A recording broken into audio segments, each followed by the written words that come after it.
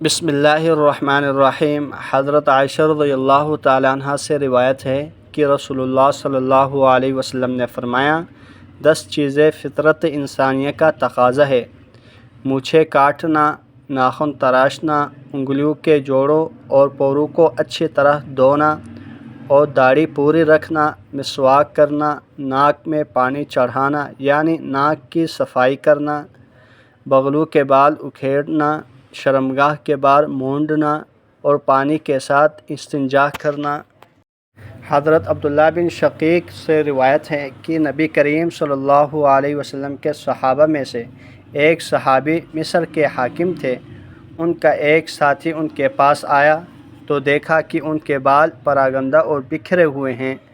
وہ کہنے لگا، کیا وجہ ہے آپ کے بال بکھرے ہوئے ہیں حالانکہ آپ حاکم ہیں؟ انہوں نے فرمایا، نبی اکرم صلی اللہ علیہ وسلم ہمیں زیادہ ٹیپ ٹاپ سے روکا کرتے تھے۔ اس نے کہا، ٹیپ ٹاپ کا کیا مطلب ہے؟ انہوں نے فرمایا، ہر روز کنگھی کرنا۔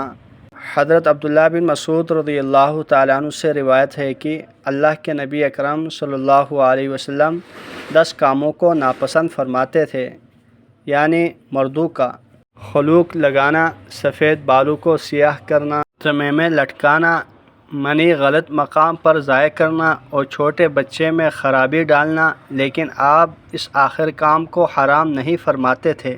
حضرت عائشہ رضی اللہ تعالیٰ عنہ سے روایت ہے کہ ایک عورت نے اپنے ہاتھ میں ایک تحریر پکڑ کر آپ صلی اللہ علیہ وسلم کی طرف بڑھائی۔ آپ صلی اللہ علیہ وسلم نے اپنا ہاتھ پیچھے کر لیا۔ اس نے کہا، اے اللہ کے رسول، میں نے اپنے ہاتھ میں ایک تحریر پکڑ کر آپ کی طرف بڑھائی تھی لیکن آپ نے نہیں پکڑی۔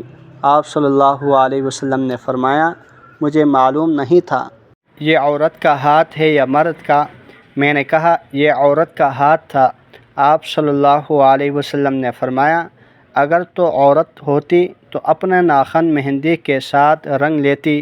اللہ جل شانہ سے دعا ہے جتنی احادیث مبارکہ پڑھی سنی ان پر عمل کرتے ہوئے دوسروں تک پہنچانے کی توفیق عطا فرمائیں۔ جزاکم اللہ خیرا کثیرا۔